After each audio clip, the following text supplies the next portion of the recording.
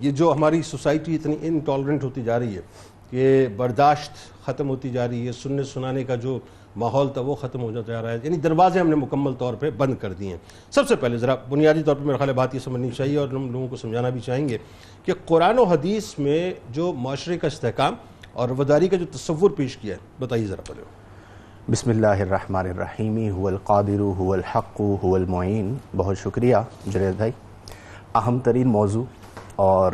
ایسا موضوع کہ جسے بڑی محبت کے ساتھ سمجھنے اور سمجھانے کی ضرورت ہے، اور آج ہمارے معاشرے میں رواداری کا معنی ہوتا ہے رویہ رعایت، یعنی اپنے اطراف و اکناف کے لوگوں کے رویوں، ان کے نظریات اور ان کے افکار کی رعایت کرنا۔ میں بنیادی طور پر ایک بات کہنا چاہوں گا کہ بیسیکلی رواداری کا جو تعلق ہے وہ ضبط اور ظرف کے ساتھ ہے۔ اگر آپ کا ظرف بڑا ہوگا اور آپ میں ضبط زیادہ ہوگا تو آپ اپنے معاشرے میں رواداری کو، برداشت کو پروان چڑھائیں گے۔ درست۔ اور جس کی سب سے بڑی مثال سید الانبیاء صلی اللہ علیہ وسلم کے وہ 40 برس ہیں جو آپ نے مکۃ المکرمہ میں بسر فرمائے کہ وہاں پر ہر طرح کا ظلم موجود تھا، لیکن آپ نے ضبط کے ساتھ، بلکہ کمال ضبط کے ساتھ، برداشت کے ساتھ اس معاشرے کے اندر ان سب چیزوں کو دیکھا اور اپنا کردار ان کے سامنے رکھا۔ بالکل۔ اگر ہم قرآنی تعلیمات کی جانب جائیں، جو کہ آپ کا بنیادی سوال ہے کہ قرآن میں رواداری کے حوالے سے کیا فرمایا گیا، تو آپ دیکھیں کہ قرآن میں کئی مقامات ہیں کہ جہاں پر اللہ تبارک و تعالی نے سب سے پہلے بنیادی طور پر تمام انسانوں کی اصل کو ایک کے طور پر بیان کیا۔ مثال کے طور پر اللہ تبارک و تعالی نے فرمایا کہ یا ایھا الناس اتقوا ربکم الذی خلقکم من نفس واحدہ۔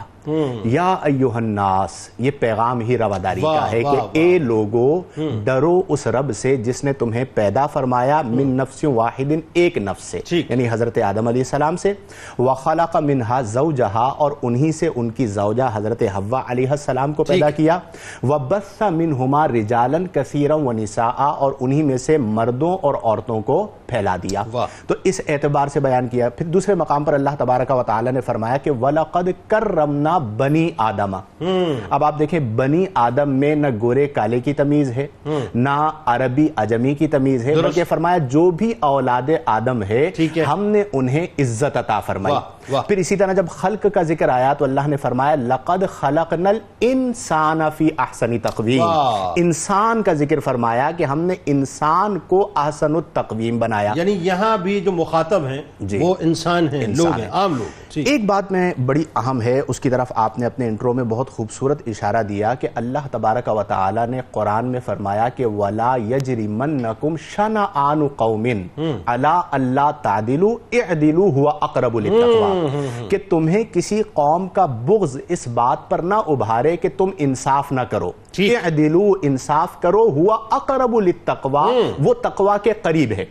نبی کریم صلی اللہ علیہ وسلم نے کچھ فیصلے ایسے فرمائے کہ فیصلہ کروانے کے لیے جو لوگ آئے ان میں ایک شخص ظاہری طور پر مومن ہے، دوسرا یہودی ہے، اور حق جو ہے وہ یہودی کے ساتھ ہے، تو نبی کریم صلی اللہ علیہ وسلم نے یہودی کے حق میں فیصلہ فرمایا۔ اس کا معنی کیا ہوا کہ نبی کریم صلی اللہ علیہ وسلم نے جس چیز کو بنیاد بنایا وہ عدل ہے، وہ عدل انسانوں میں جس کے ساتھ ہوگا مومن کی شان یہ ہے کہ وہ اس کے ساتھ کھڑا ہو جائے، پھر رواداری خود بخود شروع، رواداری خود بخود شروع ہوگی، اور جہاں پر جنید بھائی رواداری آئے گی وہاں پر تعصب کا خاتمہ ہوگا۔ آپ دیکھیں ہمارے دین نے لسانی تعصب کو ختم کیا، بالکل ٹھیک ہے، ہمارے دین نے علاقائی تعصب کو ختم کیا، ہمارے دین نے رنگ و نسل کے تعصب کو ختم کیا۔ لیکن میں ایک بات کہنا چاہوں گا کہ آج بہت بڑی ہماری بدقسمتی ہے پاکستانی معاشرے میں، اگر ہم غور کریں تو جن تعصبات کا انکار اور جن تعصبات کا رد ہمارے دین نے کیا تھا وہ کسی نہ کسی وجہ پر آج ہمارے درمیان موجود ہے۔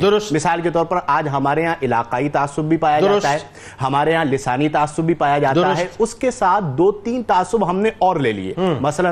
ہمارے ہاں شخصی تعصب بھی پایا جاتا ہے۔ ٹھیک ہے، وہ کس طور پر کہ مثال کے طور پر ایک شخص ہے جو قال اللہ بیان کر رہا ٹھیک ہے، ہمیں یہ دیکھنا چاہیے کہ وہ بیان کیا کر رہا ہے، ہمیں یہ نہیں دیکھنا چاہیے کہ بیان کون کر رہا ہے۔ مولا کائنات کی جو قول مبارک ہے نا، یہ مت دیکھو کون بیان کر رہا ہے، یہ دیکھو کیا بات کر رہا ہے۔ ہم بعض اوقات جو ہے وہ صرف شخصیت کو دیکھ کر قال اللہ کو چھوڑ دیتے ہیں، قال الرسول کو چھوڑ دیتے ہیں، اور ہم اسی وقت اس کو شیئر کرتے ہیں، اسی وقت اس کو لائک کرتے ہیں، اسی وقت اس کو پھیلاتے ہیں جب تک کہ اس کا تعلق میری منظور نظر شخصیت، میری منظور نظر تنظیم یا میری منظور نظر خانقاہ کے ساتھ نہ ہو۔ تو اس تعصب سے بھی ہمیں باہر آنا ہے کہ اپنے اندر وسعت پیدا کریں، اپنے اندر ظرف کو بڑا کریں، اپنے اندر احساس کو بیدار کریں، اور جو بھی اچھا کام کرے اسے اپریشیٹ کریں، اور بالخصوص جو ہمارے قائدین ہیں جس کی طرف آپ نے اشارہ کیا، چاہے وہ سیاسی قائدین ہے، چاہے وہ سیاسی قائدین ہو، چاہے وہ مذہبی قائدین ہو، ان کا ذمہ ہے کہ وہ معاشرے سے عدم برداشت کو ختم کرے اپنے کردار کے ذریعے۔